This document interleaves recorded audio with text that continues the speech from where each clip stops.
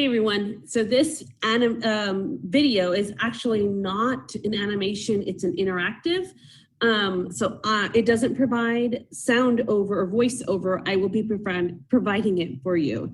You'll notice here at the top you have a conversion of a reaction, product A or substance A to B, and they show you here on the right a little scale to show you how much is being produced. This is uncatalyzed, so this is without the enzyme. Down here, it is catalyzed. And notice the difference in how the reactions per second that occurs. So catalyzed versus uncatalyzed. You can see the difference in how much product is produced. And so I'm gonna walk you through this interactive animation, reading the voiceover. So let's get started. Life, from a biochemist's point of view, is simply a coordinated series of reactions. Enzyme changes occur during reactions, and in fact, it is these changes in energy that drive reactions. In this animation, you will be shown how reactions are driven by energy changes and how enzymes, as catalysts, increase the rates at which these reactions take place. For reactions to occur, and even for entire reaction paths, the potential energy has to decrease. In other words, nature runs downhill. This is an agreement with the second law of thermodynamics. Chemists use Gibbs free energy, G, to describe this potential energy. Free energy can be described as the energy available to do work. An example of work in biochemistry is biosynthesis, because the building of molecules requires energy. However, reactions do not proceed as effortlessly as a ball simply rolling down the hill. Molecules have to run into each other with enough energy to cause the reaction to occur. The amount of energy the reactants require in order to react when they meet is called the activation energy. This can be thought of as a hill that the reactants must have enough energy to climb before they can effortlessly roll into products. And so it's asking us, how do you think the graph at the right would look different if the system were heated up? So heated up indicates that we are adding energy to the system. And so since we are adding energy to the systems, one of the things that we would see is that the molecules would be moving faster. So as the molecules are moving faster, that activation energy is not going to be as high. So I'm going to eliminate answer choice B. The other thing that we would see in the progress of the reaction is that with more energy input into the system, more of the reactant molecules would be able to interact and make more of those products. So what we would be looking for is the reactants, the number of reactants to be higher than the original. So that one looks roughly the same, so I'm gonna go with C. Again, that heated up system means we are inputting energy. And with more energy, more reactants are gonna be able to combine to form those products. All right, next. What causes this activation energy barrier that reactants must overcome to form products? The top of this barrier represents a high energy, unstable intermediate between reactants and products termed the transition state. This transition state can be thought of as a contorted substrate with strained molecular geometry. Basically, what that means is that your enzyme substrate complex is held together in such a way that there's strain on those chemical bonds.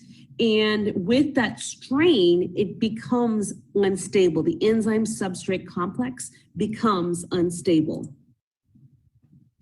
So suppose you took a hollowed out racquetball and cut it in half, retaining one of the dome-like sides, which we're going to call the reactants. Suppose you wanted to turn it inside out into the product.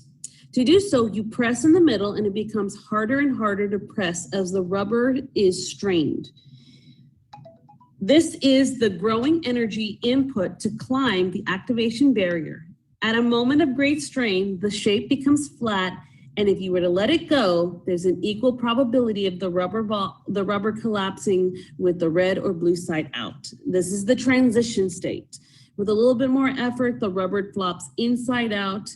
This is the rapid decrease of energy to product. So they're just trying to use this analogy to show that your product has an original form, which is the blue side of this ball. And then you would get, as you push in, as you're inputting energy to push the ball inwards, it becomes unstable as it moves towards the middle until it finally can pop into the products, which is the red side out. You are probably familiar with metal catalysts such as palladium and platinum, which are found in catalytic converters on cars, or by the addition of an acid or base to catalyze a reaction. Now, if you are a sophomore this year, then you'll be learning about these reactions in your chemistry classes later this year. But if you've already taken chemistry, you're probably familiar with catalysts. Now, we are going to be looking at organic catalysts, which are those enzymes. Enzymes are protein catalysts that meet the requirements for specificity and mild reaction conditions and are used almost exclusively to catalyze biological reactions. Note, however, that enzymes frequently sequester metals from solution for catalysts, and that acid and base catalyzed enzymatic mechanisms are common. So enzymes are those organic catalysts. They are the ones that are going to make the reactions happen faster. It's asking you a pop-up question, and it's asking you about those amino side chains, which would be involved. Don't worry about this. This is no longer in AP biology, so I'm just going to skip this question for now because you don't have to know the specifics of the amino acid side chains. Okay, onward. Catalysts increase the rate of reaction, making the conversion of substrates to product occur much faster. They accomplish this by lowering the activation energy. So right here, this is the activation energy. I'm going to add the enzyme, and you'll see that it decreases. Now, at the reactants, the level of the free energy in the reactants and the level of free energy in the products, that didn't change. What did change is just this activation energy. So watch as I add and remove this enzyme. So we're removing the enzyme, and you'll notice that now our activation energy has gone back to being high. And then when I add the enzyme, that activation energy is going to drop again.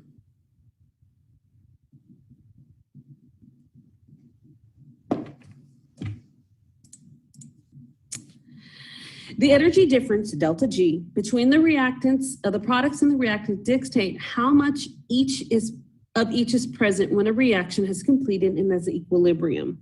Notice that when a catalyst is added to the reaction, the energy of both the products and the reactants does not change.